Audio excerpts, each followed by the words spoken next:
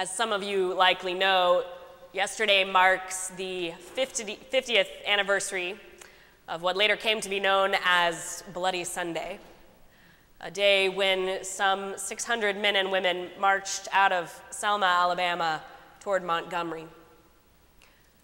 Of course, this group of people standing up for the civil rights of African Americans didn't make it all the way there.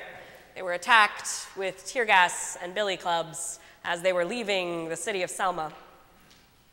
Photos from that day made waves across the nation as they depicted the violent retaliation of authorities on those marching. But before the billy clubs hit, there are images with lines of civil rights leaders, arms linked, eyes steady, calmly and purposefully marching forward. Along with the familiar faces of Martin Luther King Jr. and Coretta Scott King, we see nuns in habits, priests and pastors in collars, rabbis in prayer shawls.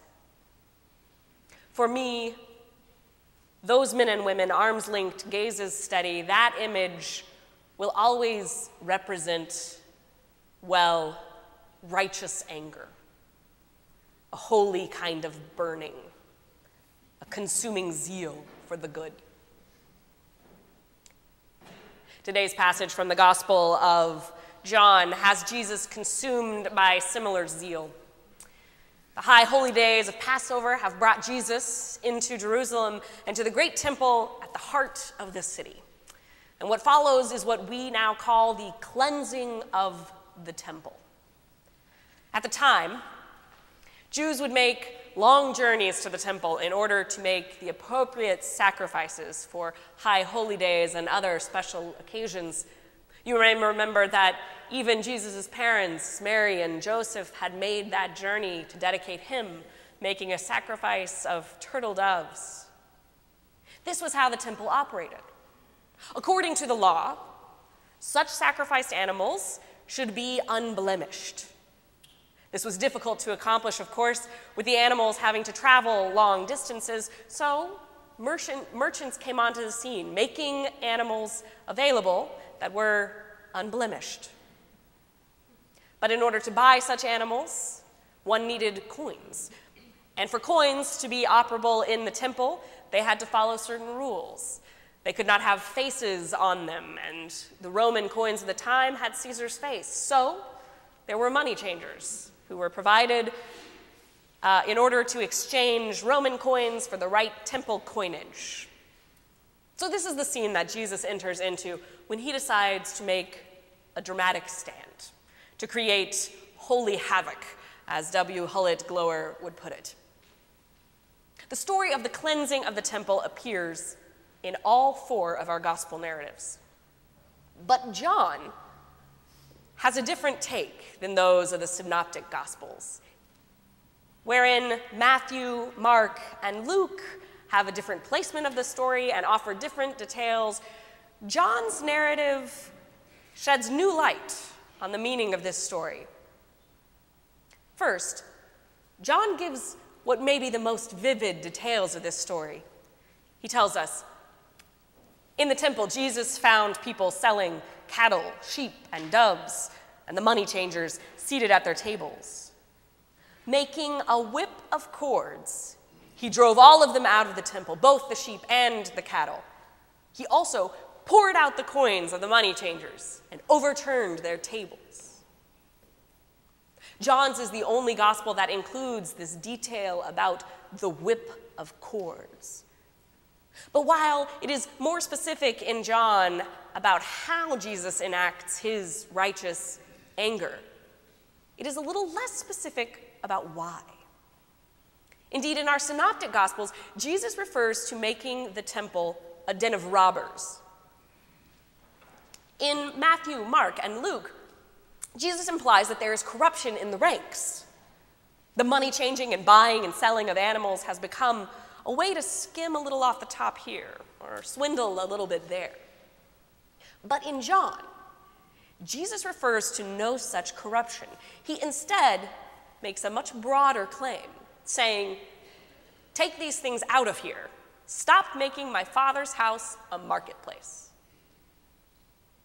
The buying and selling of doves and other animals had become an integral part of the operation of the temple. But Jesus does not just reject the ways that that operation had become corrupt, he rejects the entire enterprise offhand. He is not merely calling out ways in which a system has gone awry. He is calling out an entire system in and of itself. This extreme act is rendered even more dramatic by being placed in John at the beginning of Jesus' ministry. While in all of the other Gospels, this event leads directly into Holy Week, in John, Jesus has just completed his first miracle. He has just turned water into wine at a wedding in Cana. As theologian Gail R. O'Day puts it, the temple cleansing in John completes the inaugural event begun with the Cana miracle. John 2, verses 1 to 11, the Cana miracle, revealed the grace and glory of Jesus and the abundant new life Jesus offers. John 2, 13 to 22, today's texts, highlights the challenge and threat that new life poses to the existing order. From the outset, John has us face the contrasts of Jesus. On the one hand, he brings good and joyful news. He is powerful in wonderful ways, ways that can turn a simple wedding into a kingdom on earth kind of celebration. On the other hand, he is powerful in ways that will challenge the status quo, will shake the foundations of culture. The temple does not just need tidying up. With Jesus, the temple is about to be entirely redefined. Now, we should not too quickly discount the implications this text has on our understanding of money in our places of worship. Jesus, after all, loves to talk about money, to challenge our consumer society ways. But in this passage, Jesus is not only addressing the role of the market, not only addressing one issue within the temple, he is forcing the authorities to fundamentally change their understanding of who they are and what the temple is. John clarifies this point with Jesus' comments about the temple being destroyed and raised again. In a common trope for this gospel, the hearers take Jesus too literally and miss the point. While Jesus' audience in this passage rebuts his declaration that he will tear down the temple and build it up again in 3 days by citing that it took Herod many years to reconstruct the temple in the first place, we know, and the disciples realize in retrospect, that Jesus was referring to himself. He is the temple that will be restored and rebuilt in 3 days. It is tempting to read this story as yet another illustration of those block-headed authorities missing the point.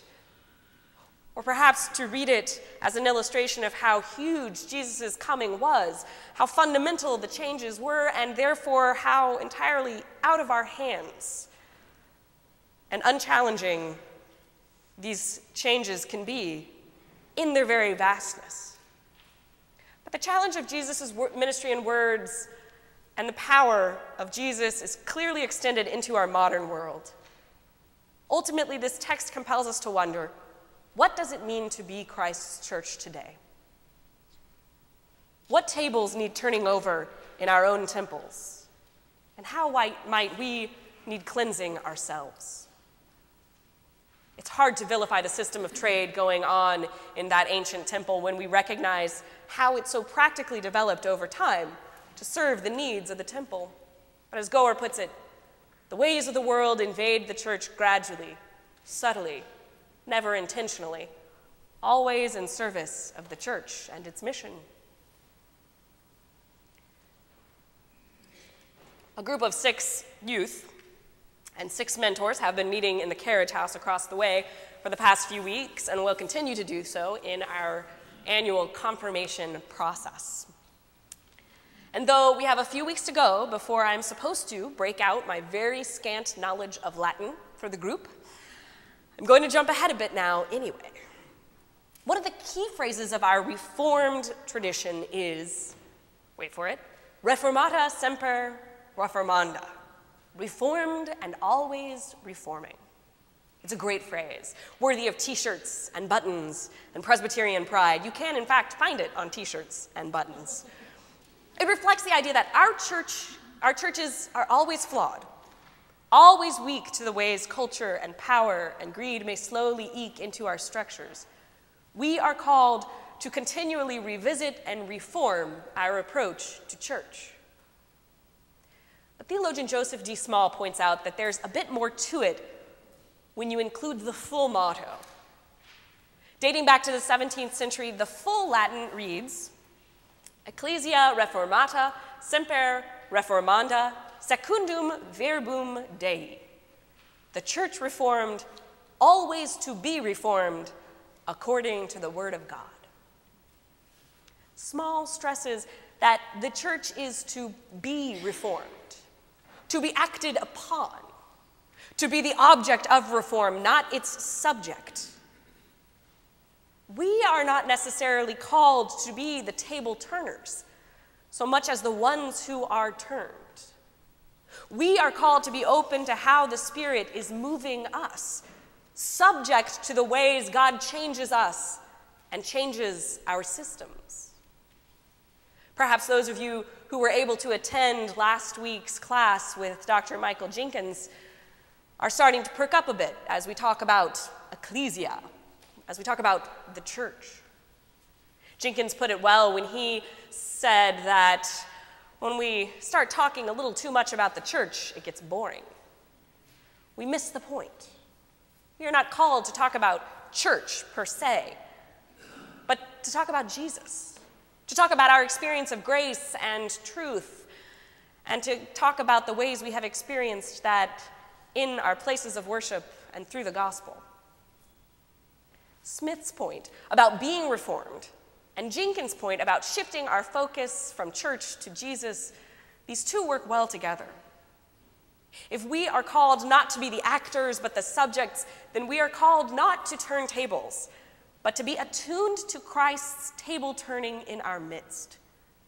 This comes at times in the form of righteous anger, and at times in the form of that still small voice we talked about last week, that nagging echo of truth that we somehow deep down cannot deny. I wonder about those Jewish authorities who witnessed Jesus' righteous anger in the temple that day. They had such an interesting reaction to Jesus' table turning. I don't know if you noticed. They don't ask why he turned the tables or chased out the cattle. That doesn't make them wonder. They instead asked him about his authority in doing so. What sign can you show us for doing this, they ask. I wonder if a part of them already knew that things were going awry in the temple. I wonder if they saw in Jesus' table turning something that rang so true, that rang true enough that they needed no explanation for the action, only clarification about who he was to speak this kind of truth. I wonder if Jesus were turning over tables in our church now, would we too understand why? Would it strike a chord of truth that was already in us too? My mother grew up in San Antonio, Texas, far south Texas there, but her family was all from Alabama. Her mother was from Prattville, which is a small town just northwest of Montgomery and just northeast of Selma. With this 50th anniversary of Selma upon us, I've been talking to my mother and asking her to elaborate a bit on her memories of the time and how her Alabama to the core parents reacted to the civil rights movement in general. It's no surprise to me, sadly, that her descriptions do not paint my grandparents, in the best light. In my mother's memory, she says the racism was so pervasive, it's hard for her to even articulate individual stories or come up with specific events, though she can come up with a few. But among her stories, the ones that strike me most deeply are the ones of the ways she heard a different kind of truth, and all of them center around her church at the time. At the time, my mother's small Presbyterian church saw what was going on in the news and decided to seek partnerships with local African American churches. They worked to integrate worship by inviting African American families into their congregation and sending their white families to African American congregations. When this started, my grandparents were incensed. But my young mother saw something else. My mother also distinctly remembers a conversation at a church camp she attended where they were asking about integration. The question came up, and one of the adults said, "Of course, education is incredibly important for everyone, no matter their race. And of course, integration is a good way to make that happen." Hearing a person with authority in the church speak so clearly on this issue was one of the first times my mother had heard the other side of the story, and heard it from the standpoint of the church. She heard what she felt to be right in those words and was empowered to believe something different from her parents. In remembering the impact her church had on her at this time, my mother wondered aloud, isn't it amazing? When it's articulated and proclaimed, even a child can resonate with truth. Even a child can recognize and identify what is right. Back in the 60s, that small Presbyterian church in San Antonio had the courage to see God at work in new and exciting ways and to let themselves be reformed accordingly. They saw those lines of leaders in Selma, and they were not threatened, but inspired. They perhaps knew what Paul meant when he referred to the foolishness of the cross, knew that going with Jesus might mean going against culture, perhaps even going against some of the strong opinions of their own church members, like my grandparents. And while that small church may not have made headlines in the civil rights movement, it at the very least helped to shift and form the minds of its young people, loving them into new insights about the world.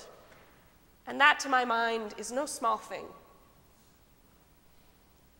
There are times when we can wonder about the relevance of the church, times when we can wonder if our institutions are even worth reforming, times when we get tired of the seemingly endless array of red tape or committees or details or history that make up church. We are, after all, an institution that has always been and will always be deeply flawed and broken, a mere shadow of him who we seek to worship. Yet when Jesus entered the temple that Passover, the drama that ensued was far from apathetic. Jesus' righteous anger demonstrated a deep love for the institutions that seek to serve God. As we journey through the season of Lent, we are called to name the places in our own community, our own church, that need cleansing. We are called to make room for the places where God might reform us, might challenge us to look different than our surrounding culture, might speak something true in and through us for the next generation and generations to come. When Jesus is allowed into our hallowed walls and our hearts, he is prone to create holy havoc. But for that, thanks be to God. Amen.